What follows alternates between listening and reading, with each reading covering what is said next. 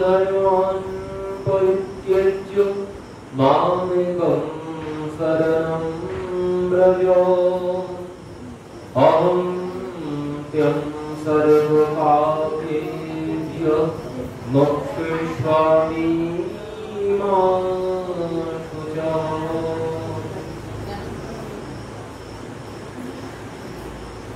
तो रामराय बोले, प्रभु बोले कि प्रभु कहे कौन श्लोक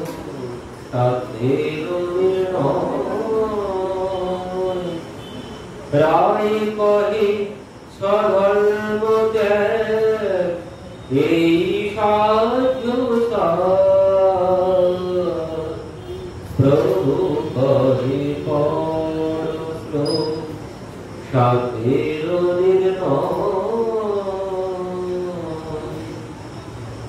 राम राय बोले स्वधर्म त्याग एक साध्य साध। কেন বললেন এই কথা? কারণ এর আগে তিনি বলেছিলেন কৃষ্ণ পরমাত্মা প্রভু সেখানেও বললেন এহবাচ্য আগে ভগবান। তো পরবর্তীতে বলছেন যে সর্বধর্ম ত্যাগ এই সাধ্য সাধ।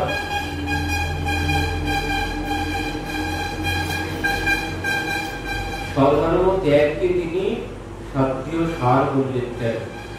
কারণ ভগবান গীতায় বলেছেন সর্বধর্মান পরিত্যজ্য মাম একম শরণম ব্রজ অহং ত্বং সর্বপাপেভ্যো মোক্ষয়িষ্যামি মা শুচা।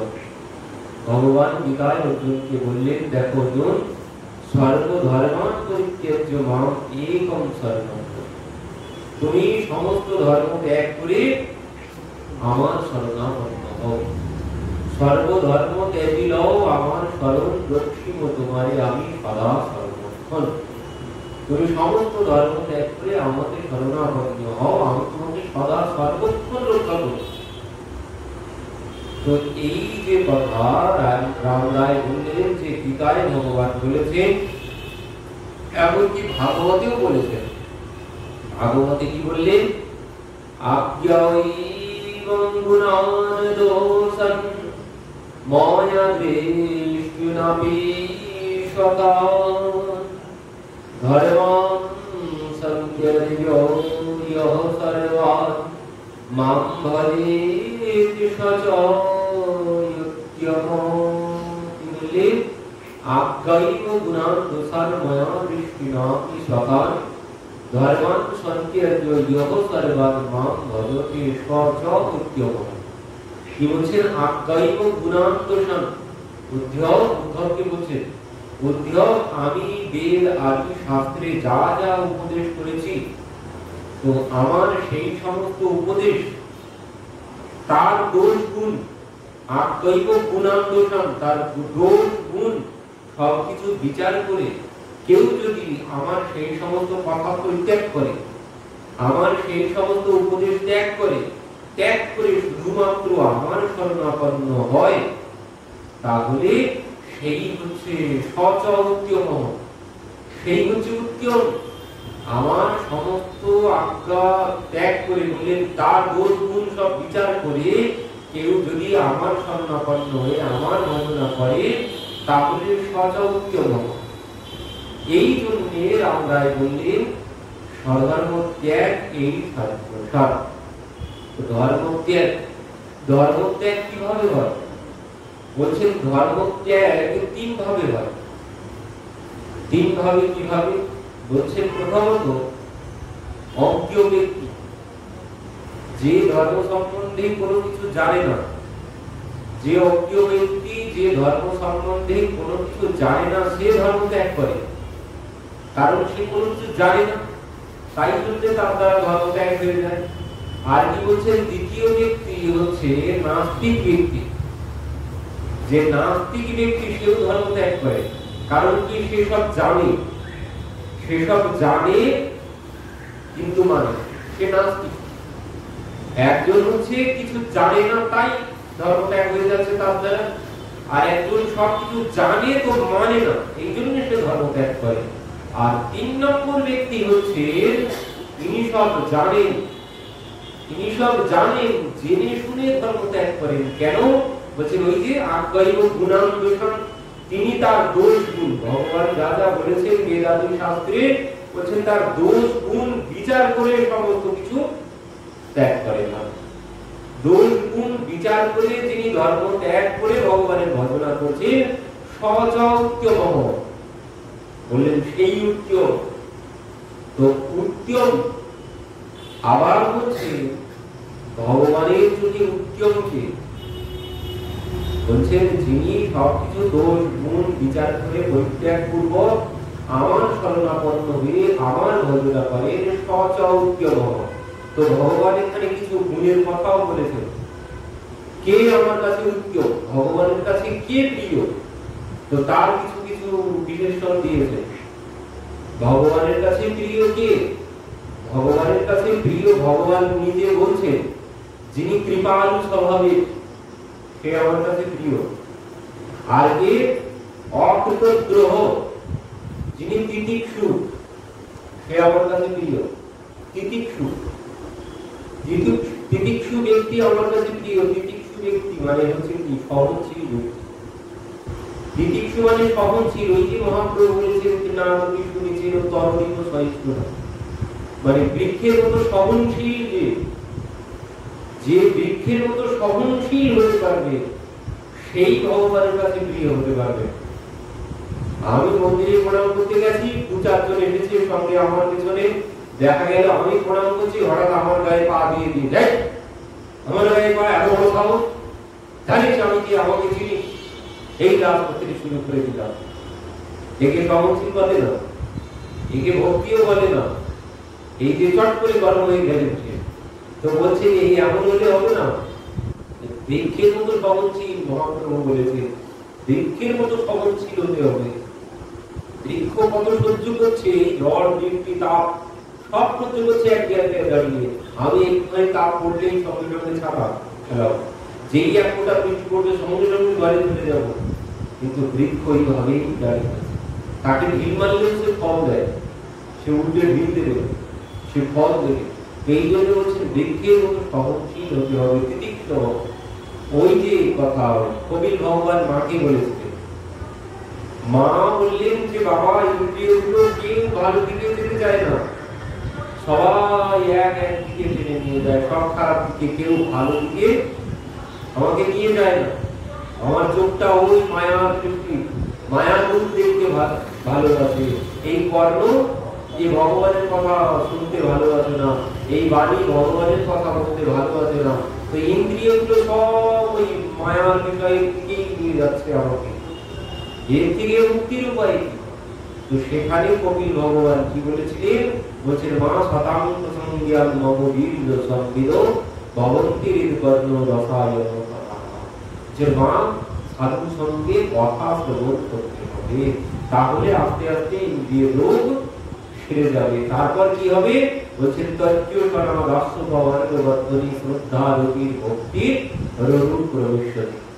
যে ধাপে ধাপে শ্রদ্ধা রতি ভক্তির রূপ প্রবেশতি, কথা শ্রবণ করতে করতে, সাধু সঙ্গে কথা শ্রবণ করতে করতে ঠিক পরিবর্তন চলে আসবে, ওই রোগ সব ভালো হয়ে যাবে।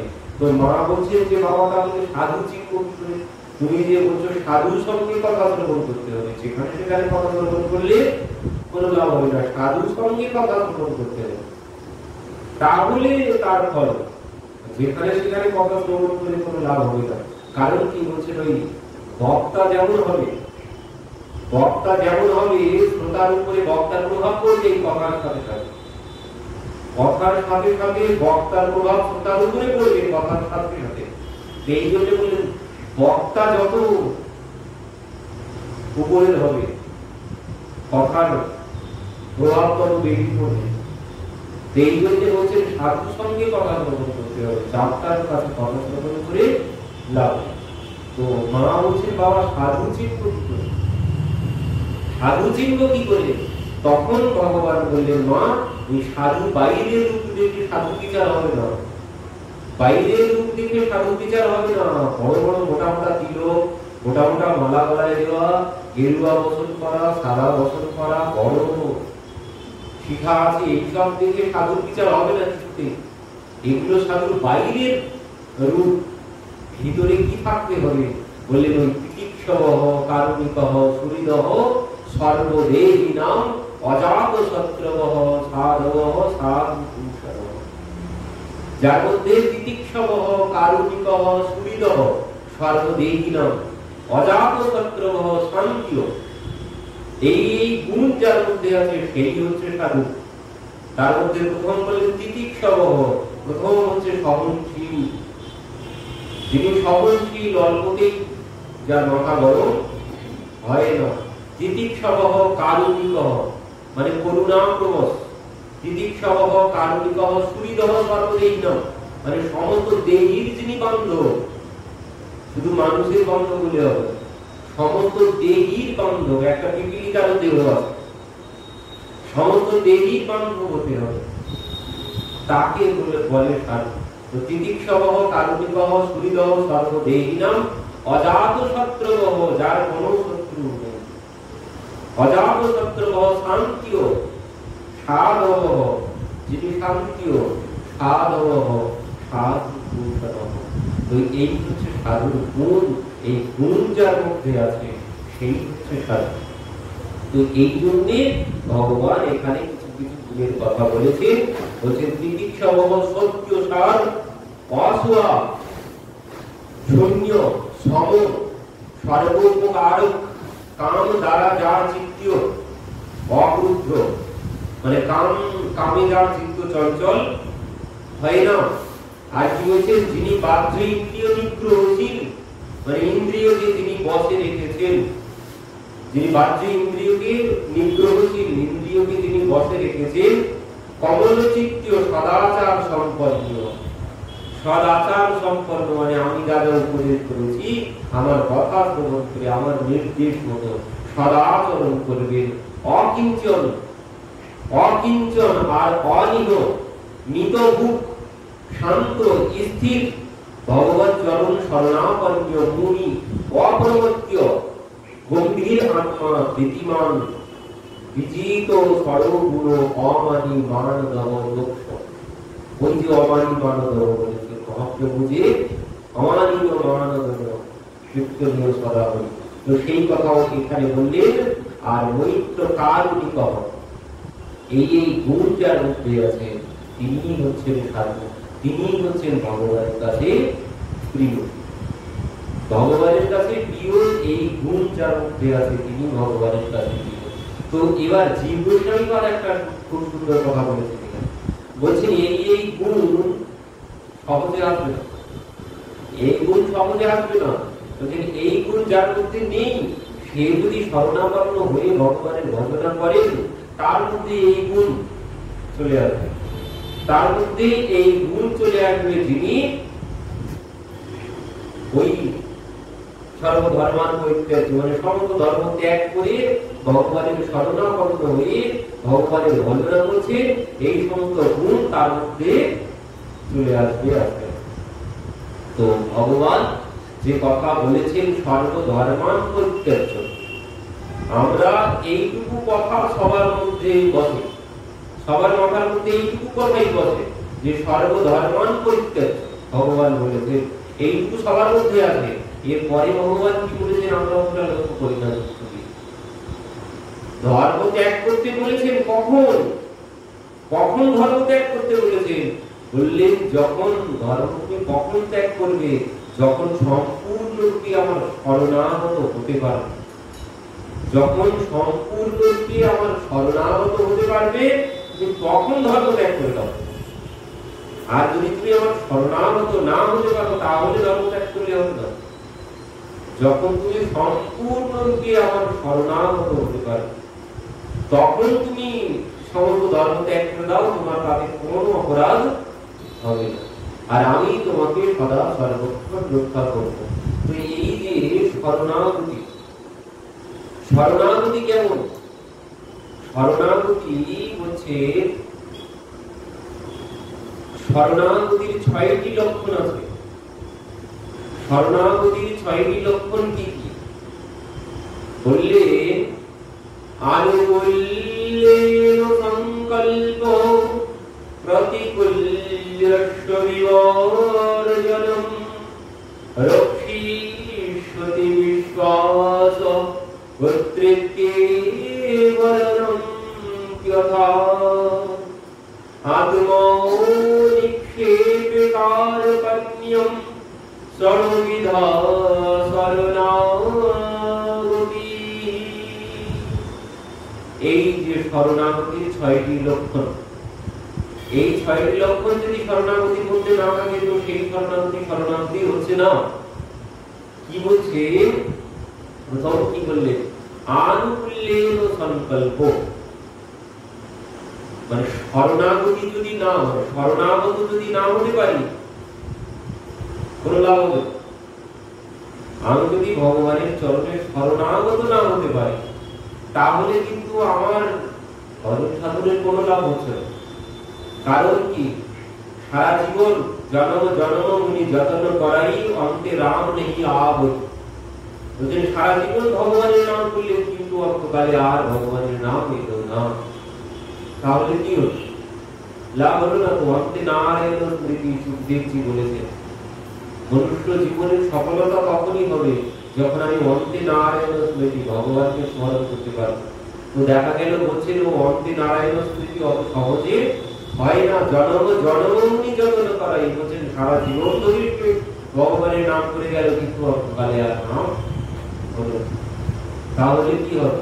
বলছেন শুধু নাম করলে হবে না, নাম যদি তুমি শরণাগত হয়ে করতে পারো, তুমি যদি ভগবানের চরণে শরণাগত হয়ে নাম করতে পারো, তাহলে তুমি যদি মৃত্যুকালে, ভগবান বারাহ পুরাণে বলেছেন, তুমি যদি মৃত্যুকালে তুমি না আমাকে স্মরণ করতে না পারো, যদি তুমি আমার শরণাগত হও, তাহলে আমি তোমার হয়ে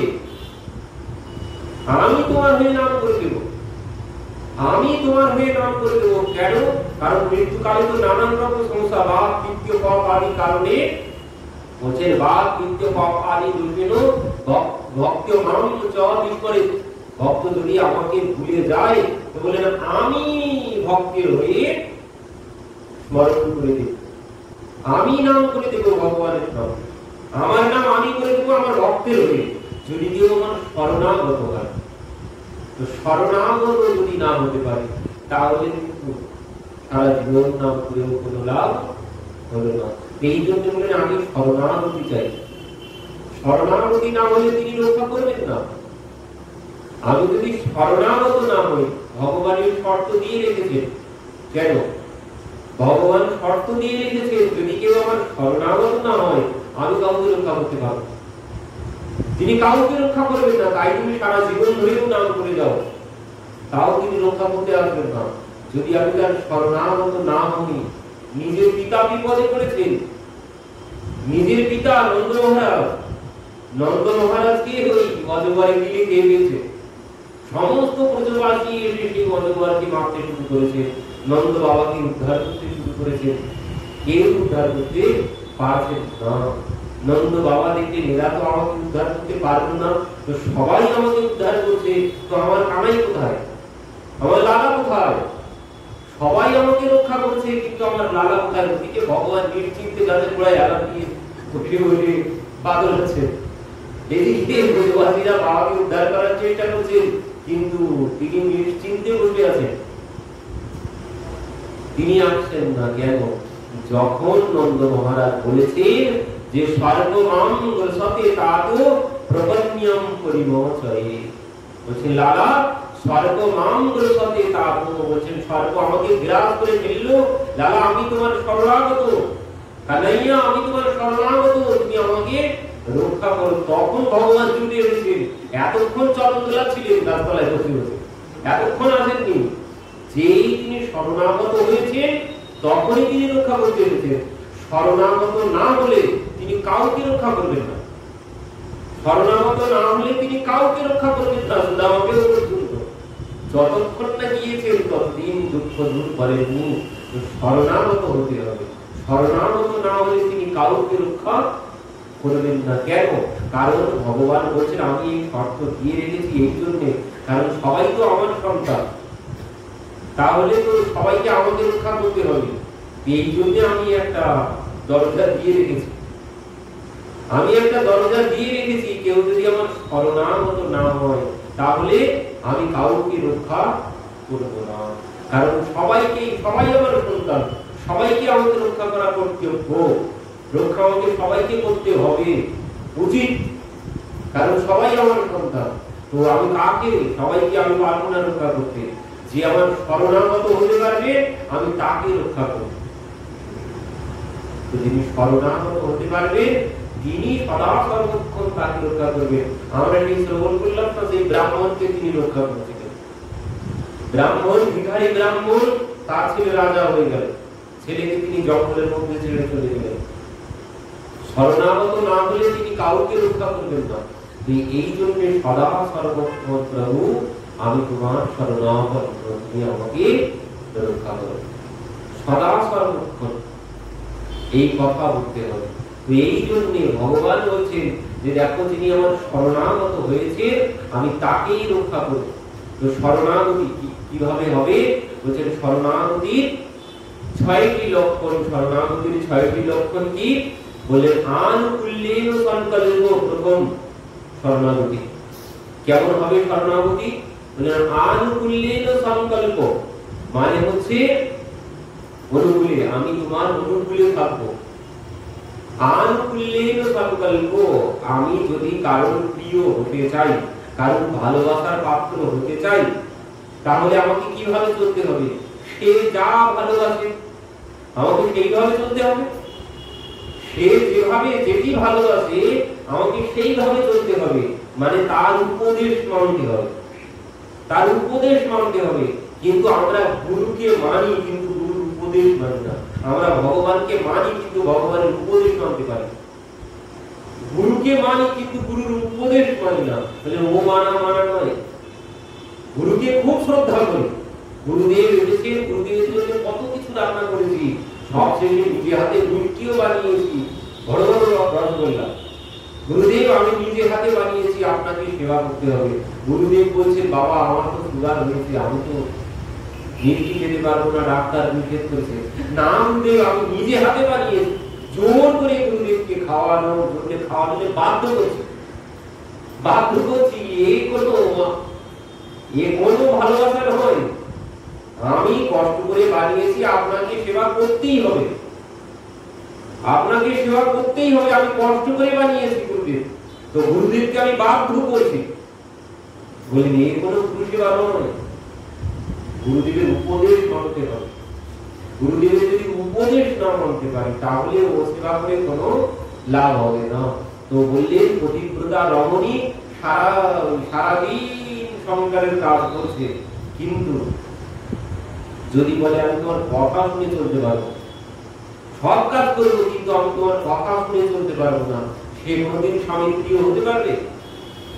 সে যতই কর্ম করুন না কেন সারাদিন সংসারে, সে কিছুতেই স্বামীর প্রিয় হতে পারবে না যতক্ষণ না স্বামীর কথা শ্রবণ করছে। তো উপদেশ মানতে হবে, উপদেশ মানতে হবে। সারাদিন সেবা করলেও কোনো প্রিয় আমি হতে পারবো না, আগে উপদেশ মানতে হবে, তাহলে সে প্রিয় হতে পারবে। তো বলছেন আনুকূল্যেন সংকল্প, মানে প্রভুর অনুকূলে সমস্ত কিছু যা করবো তোমার খুশির জন্য, তুমি যাতে খুশি হবে আমি সেভাবেই করবো। তোমার উপদেশ আমি সব অক্ষরে অক্ষরে পালন করবো। পরবর্তীতে বলছেন প্রতিকূল বিবর্জন, মানে প্রতিকূল কোনো কিছু করবো না। তুমি যেটি ভালোবাসো আমি সেটাই করবো, তুমি যেটা না চাও আমি সেটি করবো না। তুমি যেটি ভালো না বাসো আমি সেটি করবো না। তো কি বললেন? প্রতিকূল বিবর্জন। তো আমার অনুকূল হতে গেলে কি করতে হবে? ভগবান সেটাও বলেছে, কেউ যদি আমার অনুকূল হতে চায় তাকে কি করতে হবে? বললেন মম অনুশাসন মানি জয়ী অতিশয় প্রিয়, অতিশয় প্রিয় সো হই। বলছেন মম অনুশাসন মানি জয়ী, যে আমার অনুশাসন মানবে সেই তো আমার প্রিয় হবে, সেই প্রতি প্রিয় হবে। যে প্রতি অনুশাসন মানবে, যে গুরুদেবের অনুশাসন মানবে সেই গুরুদেবের কাছে প্রিয় হবে। গুরুদেবের জন্য অনেক ভালো ভালো রান্না করে খাওয়ালাম, ওতে কোনো লাভ হবে না, গুরুদেবের অনুশাসন মানতে হবে। তো এই জন্য ভগবান বলছেন, দেখো কেউ যদি আমার প্রিয় হতে চাও তার জন্য কি করতে হবে, বলছেন ওই নির্মল মন জন সোহি পাবা, নির্মল মন জন সোহি পাবা, কপট ছল ছিদ্র না ভাবা। কি বললে? নির্মল মন জন সোহি পাবা, যে আমাকে সেই লাভ করতে পারবে যার মনটা নির্মল হয়েছে, যে নিজের মনটাকে নির্মল করতে পেরেছে, সেই আমাকে লাভ করবে, সেই আমার প্রিয় হবে। আর কি বললেন? মুখে কপট ছল ছিদ্র না ভাবা, যিনি ভিতর থেকে সমস্ত কপটতা ছল চাতুরি ত্যাগ করেছেন, যিনি মনটাকে নির্মল করেছেন, সেই আমার প্রিয় হবে। মনটাকে নির্মল করতে হবে। মন যদি নির্মল না হয় কিছুতেই তার প্রিয় আমরা হতে পারবো না। তো তার প্রিয় হতে গেলে আগে তিনি শর্ত দিয়েই দিয়েছেন, মন নির্মল মন, যার মনটা নির্মল হয়েছে সেই আমার প্রিয় হবে। আমি ওই নির্মল মনটাই চাই, আমি নির্মল মনটাই চাই, আমার আর অন্য কোনো কিছু চাওয়া নেই। অর্জুনকেও বললেন যে অর্জুন, তুমি তোমার মনটা তুমি আমাকে দাও, আমার আর অন্য কোনো কিছু চাওয়া নেই। তো কোন মন? ওই নির্মল মন। নির্মল মন আমার চাই, যে কোনো মন চাই না। যে মনের মধ্যে ছল চাতুরি কপটতা আছে সেই মন আমার চাই না। ওই পুতনায় এসেছিল, পুতনায় এসেছিল ছল চাতুরি কপটতা নিয়ে, শূর্পণখাও এসেছিল ছল চাতুরি কপটতা নিয়েও, ভগবান তার দিকে ফিরেও তাকান, একবার ফিরেও তাকাননি। পুতনা এসেছে সঙ্গে সঙ্গে চোখ বন্ধ করে নিয়েছে। শূর্পণখা এসেছে, শূর্পণখার দিকে তাকাননি।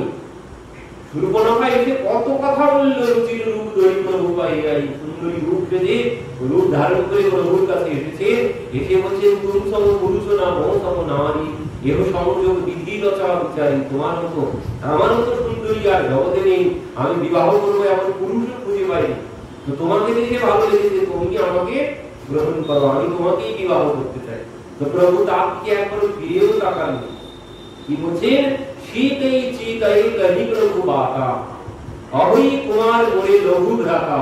সীতা দেবীর দিকে তাকিয়ে বলে দিলেন, যাও তুমি আমার ভাইয়ের কাছে যাও, আমার ভাই এখনো কুমার আছে, আমার ভাই তোমাকে বিবাহ করবে।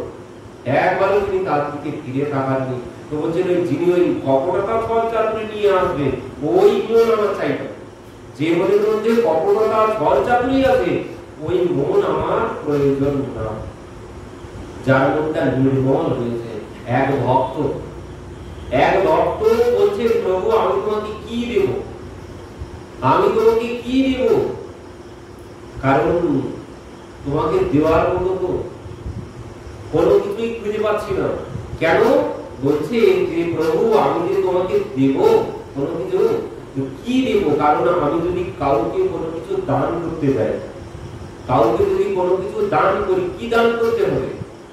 বললেন, আমার দানে সে তখন খুশি হবে, আমার দানে সে তখন খুশি হবে সেই বিষয়টা যদি তার কাছে খুব প্রয়োজনীয় হয়, সেই বিষয়টা তার কাছে খুব যদি প্রয়োজনীয় হয়, সেই বিষয়টি তার কাছে নেই অথচ খুব গুরুত্বপূর্ণ, তাহলে আমার সেই দানের মূল্য আছে।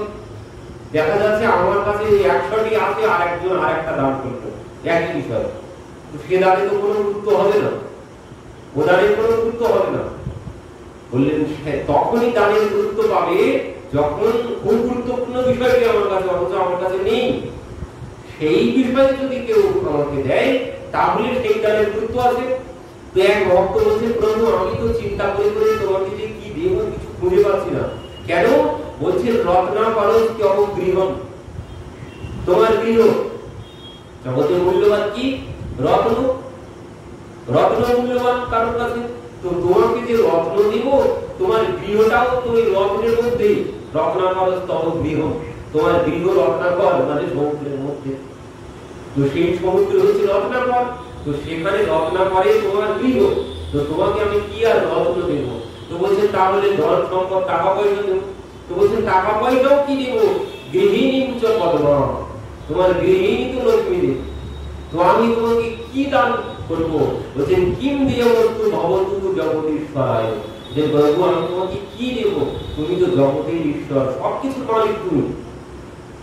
তোমাকে দেওয়ার মতো তো আমি কোনো কিছু খুঁজেই পাচ্ছি না, কারণ দিলে সেই দানই মূল্যবান হবে যেটি তোমার কাছে নেই। যেটি তোমার কাছে নেই সেটাই তো মূল্যবান হবে। তো প্রভু একটা জিনিস পেয়েছি, একটা জিনিস পেয়েছি। কি বললেন প্রভু? তোমার মনটা তোমার কাছে নেই। তো প্রভু আমি আমার মনটা তোমাকে দিতে চাই, আমি আমার মনটা তোমাকে দিতে চাই। কেন? বলছেন তুমি কি করে জানলে যে আমার মনটা আমার কাছে নেই? তো বলছেন কেন প্রভু? ওই যে দেখলাম। কি দেখলে? বলছেন প্রভু ওই যে পুষ্প বাটিকাতে দেখলাম, পুষ্প বাটিকাতে দেখলাম করত পতবাহী অরুজসান মানসীয় রূপ লুভানে। বলছেন ওই যে সীতা দেবীকে দর্শন করেই আপনার মনটা সীতা দেবী চোখ হরণ করে নিয়ে চলে গেছে পুষ্প বাটিকাতে। প্রথম যখন দর্শন করেছেন আপনি জানকী দেবীকে, ওই জানকী দেবী আপনার মন প্রথম এক দর্শনেই আপনার মন হরণ করে নিয়েছে। এই জন্যে আমি চিন্তা করে দেখলাম প্রভু আপনার কাছে ওই মনটাই নেই, আপনার কাছে মনটাই নেই। কারণ আপনি নিজে মুখেই স্বীকার করেছেন। কোথায় স্বীকার করেছি? বলছেন প্রভু আপনি নিজে মুখে স্বীকার করেছেন। কি বলছেন?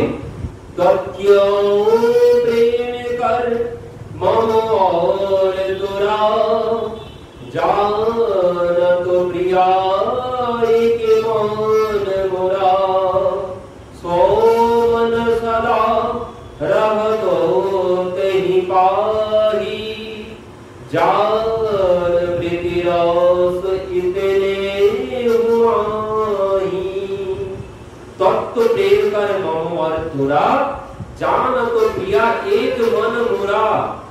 এই কথা ভগবান কখন বলেছেন? এই কথা প্রভু রামচন্দ্র বলছেন যে সময় হনুমানজি চলে যাচ্ছেন লঙ্কায় সংবাদ আনতে। হনুমানজিকে বলে দিলেন যে বলছেন তত্য প্রেম কর মম আর তোরা জানত প্রিয়া এক মন মোরা। সংবাদ পাঠিয়ে দিলেন যে প্রিয়া তুমি তো জানো আমার একটাই মন, আমার একটাই মন।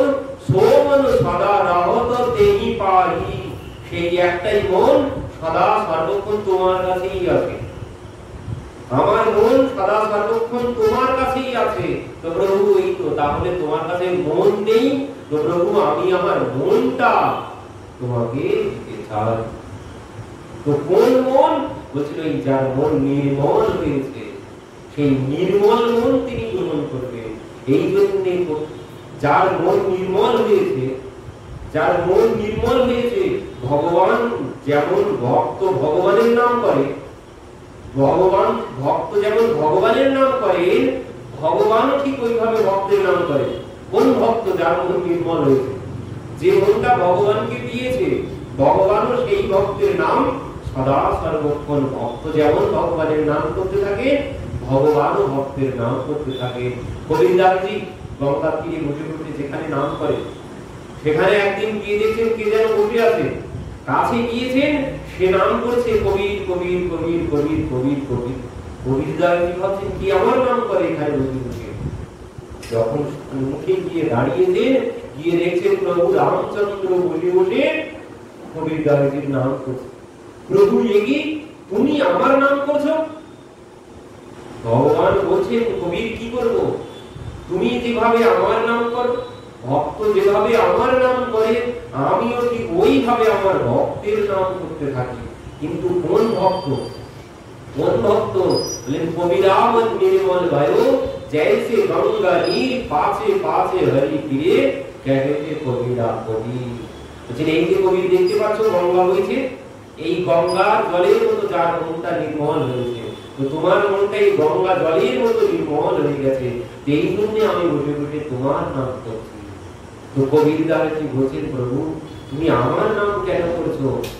কবিরা কবিরা কিউ জপো যাও যমুনা কে তীর। বলছেন প্রভু আমার নাম করে লাভ হবে না, তুমি যমুনার তীরে চলে যাও। এই গঙ্গার তীরে বসে কোনো লাভ নেই, যমুনার তীরে চলে যাও। এক গোবিন্দ के प्रेम में बह गए लाख कोई। প্রভু তুমি যমুনার তীরে চলে যাও, সেখানে গোপীরা আছে, গোপীদের নাম করো। কি বলছে আমার নাম করতে হবে না, কারণ ওই এক গভীর প্রেমের কাছে আমার মতো লাখ কবিরও এক গভীর সমান হতে পারবে না।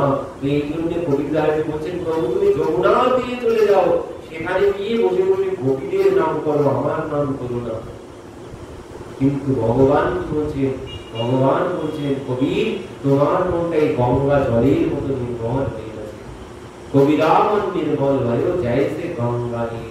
তোমার মনটা গঙ্গা জলের মতো নির্মল হয়ে গেছে।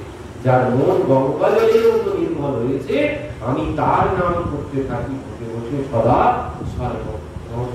তো এমন নির্মল মন ভগবান গ্রহণ করবেন, যে কোনো মন তিনি গ্রহণ করবেন না। যেখানে ছল চাতুরি কপটতা আছে, সেই মন তিনি গ্রহণ করেন না।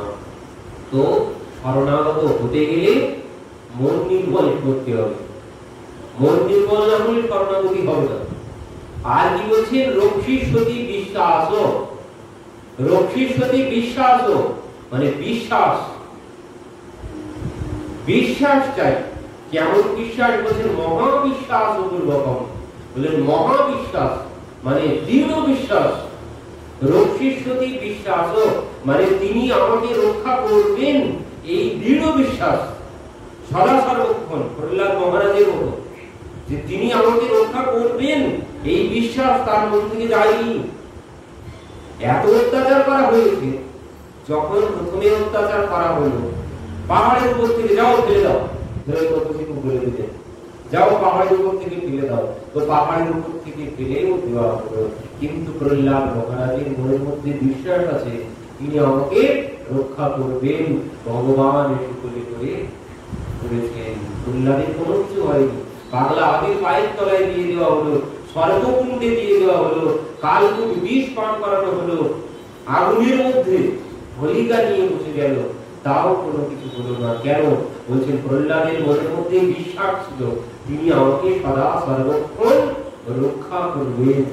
এই বিশ্বাস মানে দৃঢ় বিশ্বাস, বিশ্বাস যদি টলমল হয়ে যায় তাহলে তিনি রক্ষা করবেন না।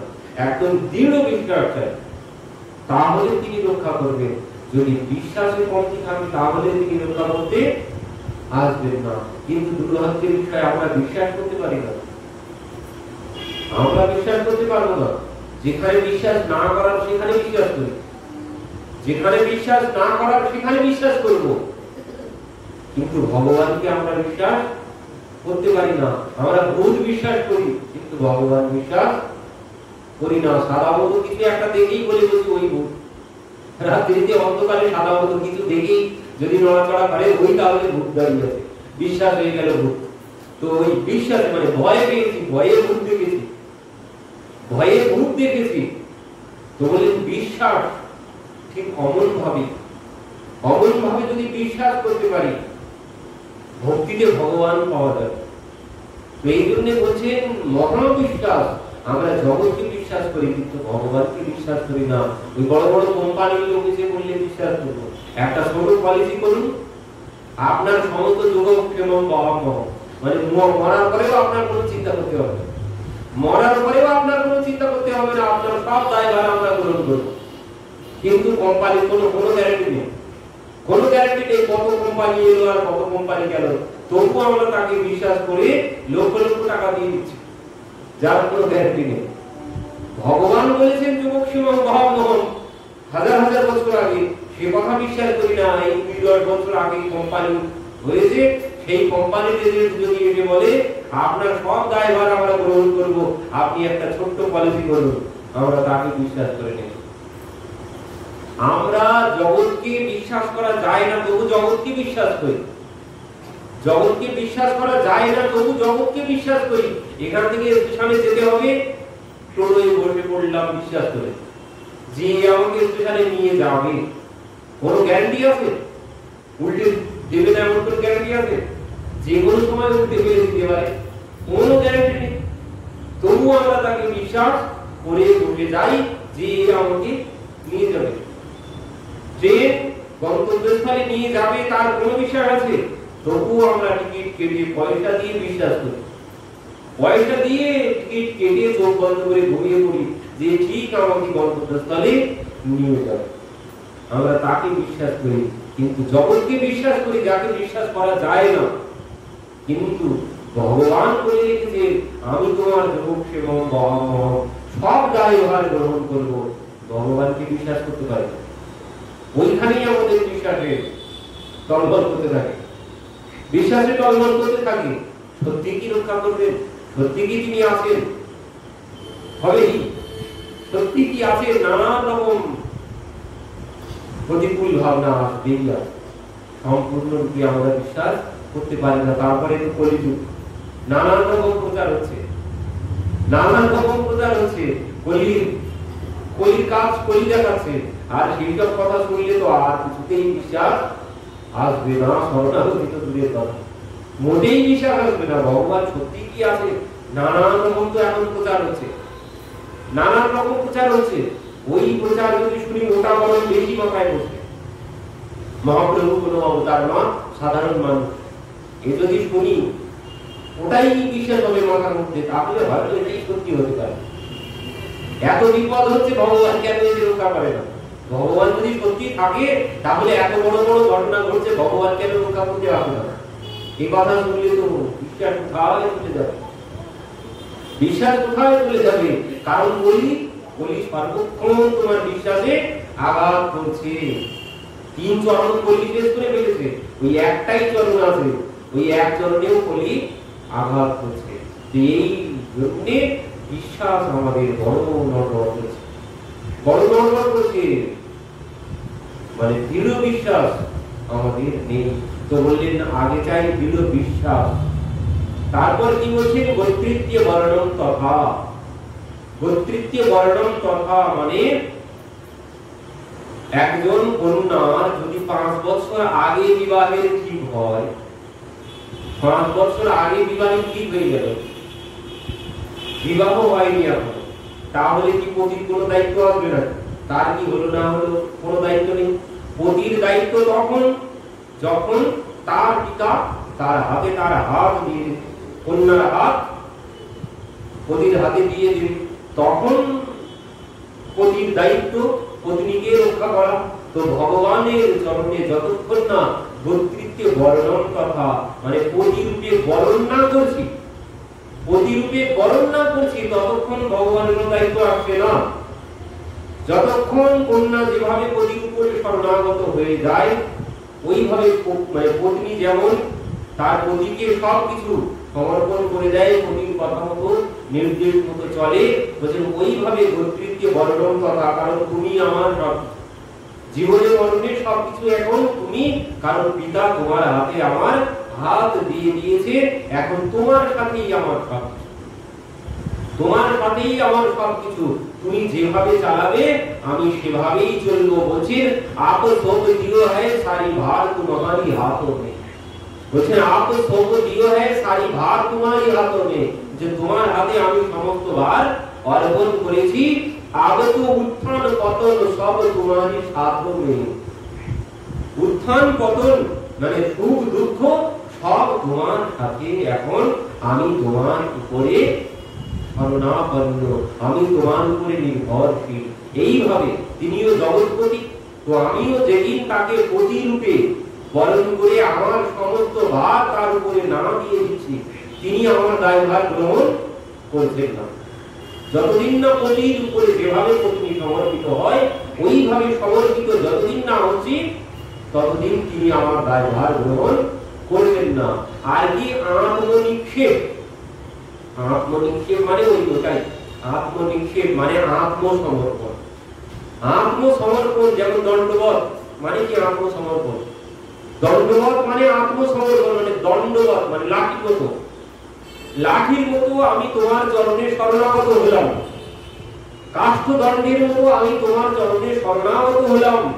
তুই এই প্রভু তুমি এবার আমার সমস্ত দায়ভার তুমি গ্রহণ করবে, তুমি যেভাবে চালাবে, তুমি আমাকে নিয়ে যা যেভাবে রাখবে আমি সেভাবেই থাকবো।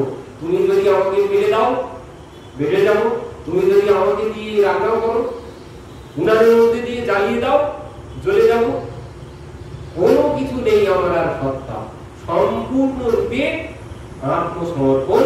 বললেন ওই কাষ্ঠখণ্ডের মতো, কাষ্ঠখণ্ডের মতো সম্পূর্ণরূপে আত্মসমর্পণ। যেভাবে কাঠ, শুকনো কাষ্ঠ যদি জলের স্রোতে পড়ে, নদীর স্রোতে পড়ে, তো কাষ্ঠের কোনো শক্তি আছে? ওই স্রোত যেভাবে নিয়ে যাবে কাষ্ঠখণ্ড ওইভাবে যেতে থাকবে।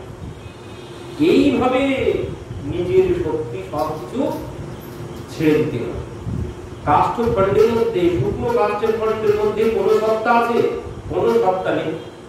ওইভাবে নিজের সত্তা সম্পূর্ণরূপে ত্যাগ করে, এক হাত দিয়ে না, সম্পূর্ণরূপে যখন শরণাগত হব তখন তিনি আমাকে রক্ষা করবেন। আর কি বলছেন? কার্বণ্যম, সব শেষে বললেন কার্বণ্যম। কার্বণ্যম মানে হচ্ছে ওই তৃণাদপি শুনেছে, কার্বণ্যম মানে নিচুতা, ছোট। তৃণাদপি শুনেছে তরণীম সহিষ্ণুনা অমানীন মানদেন কীর্তনীয় সদা। বলছেন এই কার্বণ্যম মানে ছোট যদি হতে পারো, ছোট না হতে পারলে শরণাগতি কিছুতেই আসবে। আমি যদি আমার মধ্যে অভিমান থাকে তাহলে আমি শরণাগত হতে পারবো, কিছুতেই হতে পারবো। যখন সম্পূর্ণকে কাষ্ঠখণ্ড, শুকনো কাষ্ঠখণ্ডের মতো হয়ে যাবো, নিজেকে ভাবতে শুরু করবো শুকনো কাষ্ঠখণ্ডের মধ্যে যেমন কোনো প্রাণ নেই, শুকনো কাষ্ঠখণ্ড তার মধ্যে কোনো সত্তা নেই, অমন যদি নিজেকে ভাবতে পারে তাহলে তিনি আমাকে রক্ষা করবেন। কার্বণ্যম মানে তৃণাদপি শুনেছে, মানে তৃণের থেকেও নিচু হয়ে যেতে হবে, ছোট হতে হবে। ছোট না হলে কোনদিন বড় হওয়া সম্ভব নয়, ছোট হতে হবে। কারণ ওই যতদিন ছোট থাকে বাসু, যতদিন ছোট থাকে ততদিন মায়ের দুগ্ধ পান করতে পারে, আর যেই বড় হয়ে যায় শূন্য খরচ বাতিল করতে হবে। ছোট মানে ছোটকেই পিতামাতা বেশি ভালোবাসে, ছোট সন্তানকেই পিতামাতা বেশি ভালোবাসে। তো নিজেকে ছোট হতে হবে, ছোট সন্তানের জায়গায় নিয়ে আসতে হবে, তাহলেই পিতার কাছে প্রিয় হতে পারবো, মাতার কাছে প্রিয় হতে পারবো। ছোট যদি না হোক, বড় হয়ে গেলে আর কেউ তোমাকে ভালোবাসবে, বড় হয়ে গেলে আর কেউ ভালোবাসবে না, কারণ এ তো নিজেই চলতে পারে, এর আর চিন্তা আমাকে করতে হবে না। কিন্তু যে ছোট, যে চলতে পারে না, তার চিন্তা পিতামাতা সর্বক্ষণ করতে থাকবে। তো এই জন্য বলে ছোট হতে হবে। ছোট না হলে রাইকে বিষয় বিষা পাপুনি পাছে বিষ, তাতে নামনে है रहो तब मिलेगी जगती। বলছেন একটি ডাল, ডালের দানাকে 20 ভাগ করো, 20 ভাগ করে 19 ভাগ বাদ দাও, এক ভাগ নিয়ে সেই এক ভাগকে পুনরায় 20 ভাগ করো, করে যে যেমন ছোট হবে তেমন তার থেকেও যদি ছোট হতে পারো তব মিলেগি জগতি। ছোট না হতে পারলে কিছুতেই শরণাগতি আসবে না, তিনি আমাকে রক্ষাও করবেন না। এই জন্য বলছিল ছোট মানে অভিমান, সমস্ত অভিমান ত্যাগ করতে হবে। ওর কার মতো অভিমান ত্যাগ করতে হবে? হনুমানজির মতো অভিমান ত্যাগ করতে হবে। হনুমান কেন তার নাম? কারণ তিনি যার মান হরণ করেন তাই তার নাম হনুমান।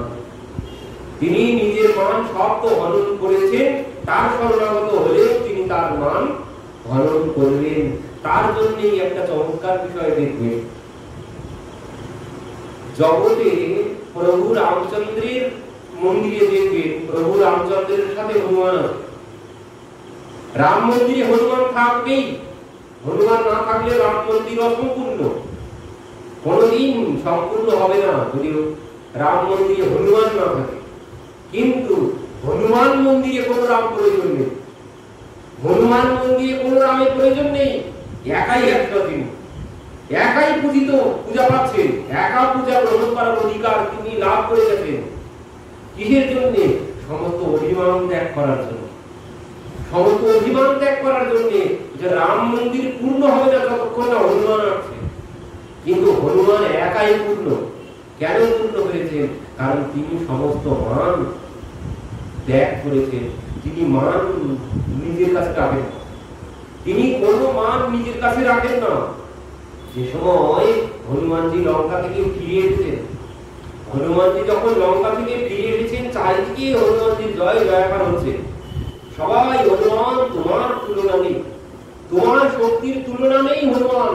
কেন বলছেন? তুমি কত বড় কাজ করেছো যা কেউ করতে পারেনি। হনুমান তোমার শক্তির তুলনা হয় না, তোমার শক্তির তুলনা হয় না। হনুমানজি বলছে না না, আমি কোনো কিছু করিনি, আমি কোনো কিছু করিনি। সবাই বলছে না হনুমান, তুমি এক লাফে লঙ্কায় চলে গেলে, আর সেখান থেকে তুমি আর এক লাফেই মায়ের খবর নিয়ে চলে এলে। হনুমান তুমি যত বড় কার্য করেছো, এত বড় কার্য করার শক্তি আর কারো নেই, একমাত্র তুমি বলে সম্ভব হয়েছে। হনুমান বলছে না, আমার দ্বারা কোনো কিছু হয়নি, আমি কোনো কিছু করিনি। হনুমানজি বলছে আমি কোনো কিছু করিনি। কে বললো? বলছে তোমরা যে বলছো আমি এক লাফে লঙ্কায় গিয়েছি, আমি লাফ দিয়ে লঙ্কায় যাইনি। কিভাবে গেলে? আমি তো জাহাজে করে গেছি, আমি জাহাজে করে গেছি। কোথায় জাহাজে গেলে তুমি? তুমি তো লাফ দিয়ে চলে গেলে। তুমি লাফ জাহাজে কোথায় গেলে? হনুমানজি বলছেন আমি জাহাজেই গেছি, তোমরা দেখতে পাও, তোমরা দেখতে পাওনি, আমি জাহাজেই গেছি। হনুমান তুমি কখন জাহাজে গেলে? তুমি কোথায় জাহাজে গেলে? হনুমানজি বলছেন আমি জাহাজেই গেছি। কোন জাহাজে?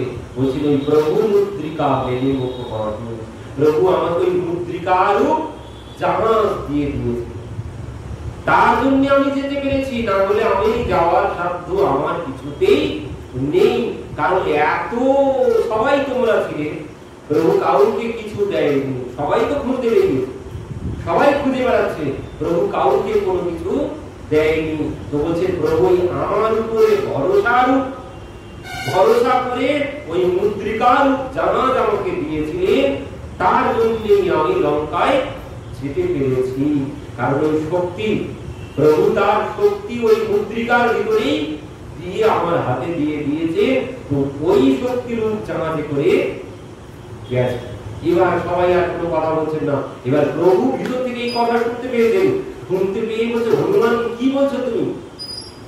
হ্যাঁ প্রভু, আমি তোমার জাহাজে করেই গিয়েছি, আমার যাওয়ার শক্তি নেই। তখন প্রভু বলছেন হনুমান বুঝলাম, আমার শক্তিতে তুমি গিয়েছ। তো হনুমান আমি তো বলিনি যে লঙ্কা জ্বালিয়ে এসো, লঙ্কা জ্বালিয়ে এসো আমি তো বলিনি। তুমি লঙ্কা কেন জ্বালিয়ে এলে? আমি তো বলিনি তুমি লঙ্কা কেন জ্বালিয়ে এলে। তখন হনুমানজি বলছে প্রভু সেও আপনিই বলেছেন, লঙ্কা জ্বালানোর কথা আপনিই বলেছেন। প্রভু বলছেন কেউ বলতে পারবে? এখানে সবাই ছিল, কেউ বলতে পারবে আমি তোমাকে বলেছি যে তুমি লঙ্কা জ্বালিয়ে এসো? বলছেন প্রভু আপনিই বলেছেন। হনুমান আমি কি করে বললাম? বলছেন প্রভু আমি যখন মায়ের কাছে গিয়েছিলাম, আমি যখন গাছের উপরে উঠেছিলাম, সেখানে দেখলাম একজন মায়ের ভক্ত, তোমারই ভক্ত এসেছেন। এসে বলছেন কি সেই ভক্তকে? বলছেন ত্রিজটা নাম রাক্ষসী এক রাম চরণ রতি নিপুণ বিবেকা। বলছেন ত্রিজটা নাম রাক্ষসী একা, ত্রিজটা নাম রাক্ষসী একা রাম চরণ রতি নিপুণ বিবেকা। রাম চরণে তার নিপুণ মানে রতি মানে প্রেম আছে, আর বিবেকা তার বিবেকও আছে। তো সে কি বলছে? সে মায়ের কাছে এসে সবাইকে বলছে আমি একটা স্বপ্ন দেখেছি। কি স্বপ্ন? যে আমি স্বপ্ন দেখেছি, স্বপ্নে বানর লঙ্কা জারি জাতু দান সেনা সব মারি। যে আমি স্বপ্ন দেখলাম যে একটা বানর এসেছে কোথা থেকে, সেই বানর এসে সমস্ত লঙ্কা জ্বালিয়ে সব ছাই করে দিয়েছে। আমি যখন এই কথা শুনলাম, হনুমানজি বলছেন এই কথা তো প্রভু আমাকে বলেন যে একটা বানর সমস্ত লঙ্কা জ্বালিয়ে পুড়িয়ে ছাই করেছে, এই কথা তো প্রভু আমাকে বলে দেয়নি। তো আমি গুরুত্ব দেয়নি। কিন্তু পরবর্তীতে দেখলাম সে পুনরায় বলছে এহ স্বপ্ন মে কাহু পুকারি হয়ে এ সত্য জ্ঞায়ে দিন চারি। বলছেন আমি প্রভাতে স্বপ্ন দেখেছি আর এই সত্য হবেই, আর সেই সত্য কবে? 3-4 দিনের মধ্যেই সত্য হবে। আমি স্বপ্ন দেখেছি প্রভাতে, 3-4 দিনের মধ্যেই লঙ্কা জ্বলে পুড়ে সব ছাই হয়ে যাবে। তখন আমি ভাবলাম প্রভু, তখন আমি ভাবলাম যে এই কথা বললো সে তো যেমন তেমন কেউ না, তোমারই ভক্ত, তোমারই ভক্ত। তো বুঝলাম প্রভু এই কথা তোমারই কথা, কারণ ভক্তের মুখেই ভগবান কথা বলে, ভক্তের মুখেই ভগবান কথা বলে। প্রভু ভক্তের মুখ দিয়েই তুমি বলিয়ে দিয়েছো, কারণ এই 3-4 দিনের মধ্যে সংবাদ পাঠানোর মতো আর কোনো ব্যবস্থা নেই। কে আসবে এখানে? কারোর আসার শক্তি নেই, তো সংবাদ পাঠানোর মতো কোনো ব্যবস্থা নেই। তো এই জন্য প্রভু আমি বুঝতে পেরেছি তুমি তোমার ভক্তের মধ্যে প্রেরণা দিয়ে বলিয়ে দিয়েছো তার মুখ থেকে আমাকে এই কথা। তো এ তোমারই নির্দেশে, তোমারই নির্দেশে হয়েছে এই কাজ। বলছে প্রভু লঙ্কা তাও আমি পড়াইনি, লঙ্কা আমি জ্বালাইনি, বলছেন তারাই সব কিছু করেছে, তোমার ইচ্ছাতেই সব হয়েছে, তোমার ইচ্ছাতেই তারাই সব করেছে। কিভাবে? বলছেন প্রভু ওই যে তারাই সব রাহানা নগর বসন গৃহ তৈলা, বলছেন নগরের যত কাপড় ছিল, তেল ছিল, সব এনে আমার লেজে তারাই জড়িয়েছে, তারাই জড়িয়েছে, আমি কোনো কিছু করিনি। যে তারাই জড়িয়েছে, তারাই আগুন জ্বালিয়েছে। আমি কি করেছি? আমি শুধু প্রাণ বাঁচানোর ভয়ে চারিদিকে ছুটে বেরিয়েছি। কারণ লেগে যদি আগুন ধরে যায় সে কি এক জায়গায় দাঁড়িয়ে থাকবে? এই জন্য আমি প্রাণ বাঁচানোর ভয়ে চারিদিকে ছুটে ছুটে বেরিয়েছি, সব পুড়ে ছাই হয়ে গেছে, আমি পুরাই করেছি, সব তোমার ইচ্ছাতেই হয়েছে। তখন তো সবাই অবাক হয়ে যাবে হনুমানজি এই কথা শ্রবণ করে। তো হনুমান, সবাই বলছে হনুমান তুমি ফিরে এলে কি করে? বুঝলাম তুমি প্রভু জাহাজ দিয়েছিল তাই জাহাজে গিয়েছো, তুমি ফিরে এলে কি করে? বলে ফিরে আসার সময় মাও আমাকে একটা জাহাজ দিয়েছিল, আর সেই জাহাজে করেই আমি এসেছি, আমি আসতে পারবো না, মাও জানে, সেই জন্য মা তার চূড়ামণি খুলে আমার হাতে দিয়ে দিয়েছিল, আমি সেই চূড়ামণি রূপ জাহাজে করে ফিরে এসেছি। আর এই কথা যেই বলেছেন প্রভু গিয়ে হনুমানকে বুকে জড়িয়ে ধরেছেন যে হনুমান তোমার মতো শ্রেষ্ঠ সেবক আর হয় না। তো ভগবানকে জয় করে নিয়েছেন সেবার দ্বারা, আর কি সব কিছু অভিমান ওই শক্তি সব সমর্পণ করেছেন প্রভুকে। নিজের কাছে কোনো অভিমান হনুমানজি রাখেন না, তাই তার নাম হয়েছে হনুমান। তিনি সমস্ত মান প্রভুকে অর্পণ করেন, কারণ তিনি এত বড় জ্ঞানী নাম অগ্রগণ্যম, তিনি জ্ঞানী নাম অগ্রগণ্যম। জয় হনুমান জ্ঞানগুণ সাগর, জয় কবিশতি লোক উজাগর, রাম দূত অতুলিত বলধাম।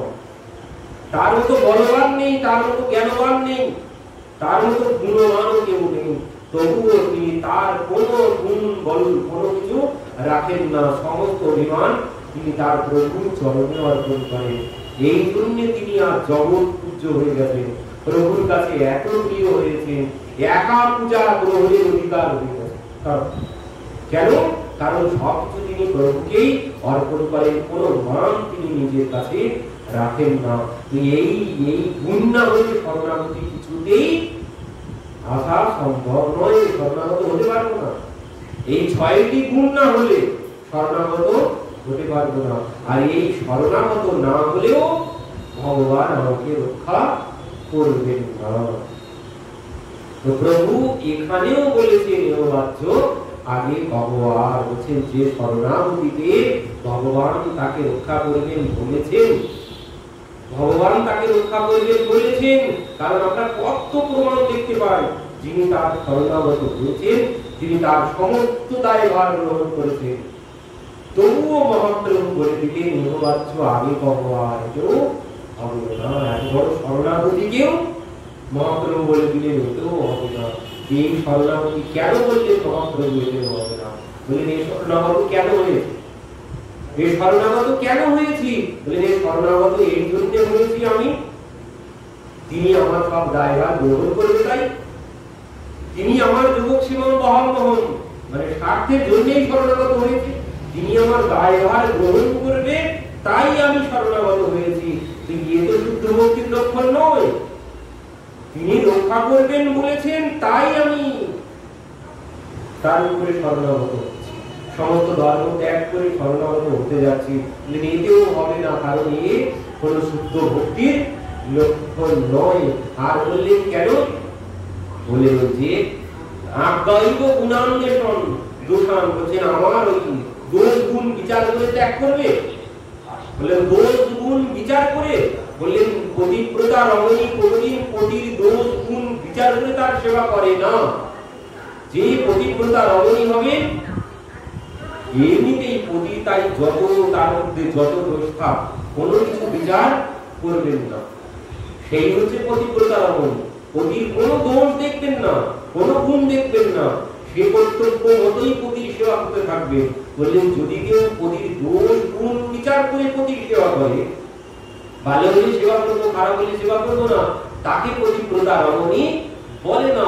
এই জন্য মহাপ্রভু বললেন এতেও কিছু হবে না, এতেও কোনো কিছু হবে না। তুমি আগে যদি কিছু থাকে তো বলো। রায় পরবর্তীতে বললেন তাহলে প্রভু কহে এবাচ্য আগে কহবার, রায় কহে জ্ঞান মিশ্রা ভক্তি সাধ্য সার, জ্ঞান মিশ্রা ভক্তি সাধ্য সার।